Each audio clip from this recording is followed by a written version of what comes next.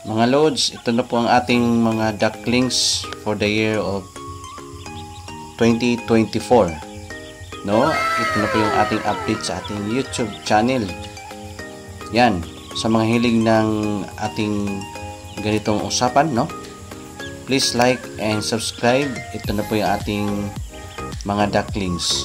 So, kumusta ang lahat? Kumusta na po lahat, no? Naku po na sabik na po kayo na makapag-upload na tayo ng mga bagong content at bagong mga kaalaman. Dito nyo lang makikita yan sa ating YouTube account.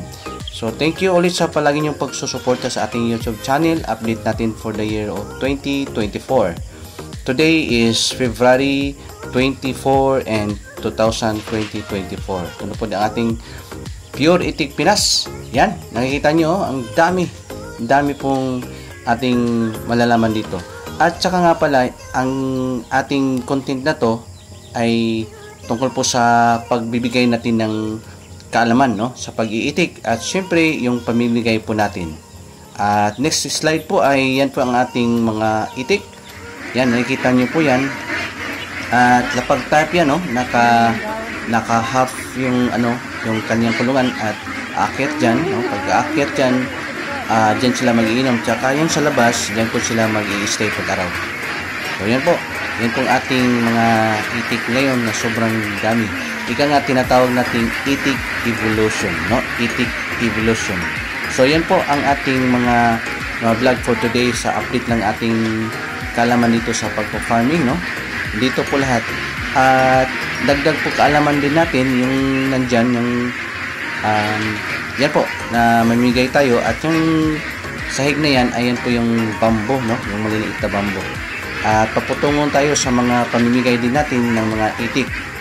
Yan. At saka ito din yung isang poultry natin na lapag type, no? Nakahili or slope type yung ating paggawa ng itik ng kulungan. At yan, as you can see, may mga paliguan na maliit na paliguan na may nagsusupply ng tubig, no? Palaging may tubig. Yan kasi ang buhay ng itik ay dapat ay may tubig. May tubig po palagi kasi pag walang tubig ay siyempre may dehydrate po sila, no? Ganun po kaganda lang, no? Ganda lang ating mga itik.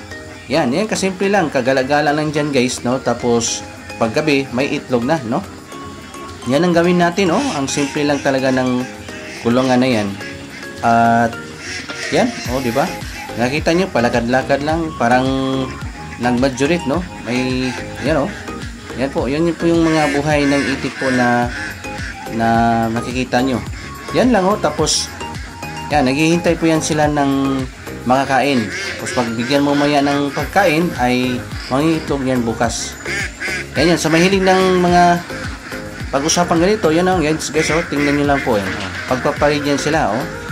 Yan, parang pag saan yung isa ay andun yung lahat, no? Yan, oh. Simple lang po yung kulungan na ginawa ng ganyan. At makikita nyo po yung sustainability, no? Yan, oh. Tingnan nyo po. Ganun lang po ka simple. Yan. Yan po, oh. Yan din yung mga anak nila, yung mga ducklings na nandyan. At yan, oh. Bakit palagi kaya silang nakabuntot, no? Sobrang dami kasi, oh. Yan po, yun pong itik na yan ay itik Pinas po yan, no? Itik Pinas. At dito naman tayo sa pamimigay. Yan po ang mga pamimigay po natin na mga itik sa mga kapitbahay po. Yan po. Sobrang dami po yan, ha. Sobrang dami po yan. Kaya lang, yun lang nang natira. Pinagpistahan na po kanina yung pinimigay po natin. At syempre, libre po yan, ha. Libre po yan. Wala po yung bayad, mga idol. Yan, oh. Tuwang-tuwa pang itik, oh. Nakatingin sa camera natin, oh. Yun, oh. Oh. Dun siya na tutulog na, oh. Kasi kahihintay, tagal nang magkukuha sa akin, oh. Yan, oh, nakatulog na sila. Yan, hapon na kasi, oh. Oh. Yun. Yun lang. Tapos, mamaya, may pag-agawan na to ng mga tao, Yan, may dala na si Manong na malaking paglalagyan. Yan oh. Yung pamigay natin ng mga itik. Tuwang-tuwa si Manong na bigyan natin ng itik. Yan oh. Sobrang dami po yan. Yan po. Tuwa din si Kuya oh, na ubos na yung ano niya, itik. At dito naman yung pamimigay din natin ng mga talong no sa mga isang barangay dito. No, sobrang dami binigay natin no. Ako po yan ang mimigay yan diyan guys no. Nakita po niyo po yan yung ating pamimigay. So sana all masuportahan niyo yung ating channel ang channel nito ay pamimigay at tungkol po sa pag-iitik at madami kayong matutunan dito. Yan po, talong yan 100 kilos yan na pamimigay po namin na libre din ha, libre. Yan po, tuwang-tuwa din talaga si Lola. Yung iba dyan, wala nang cellophane para lang makapagdala ng talong na pang-agahan po. Yan ha. At saka nga pala, birthday ko pa ito, no? March po to, birthday to. Ginawa ko lang tong yung video na to para po na na makikita niyo po yung ating kalakaran dito sa farming, no? Dami pong nabigyan na ng talong at siyempre yung itik kanina. At sana po masuportahan niyo ulit yung aking YouTube channel, itong channel na to para sa ating lahat po to guys, no? Sa lahat ng gustong mag-itikan sa pagpa-farming at yung pinaka-main content talaga natin dito is yung pamimigay.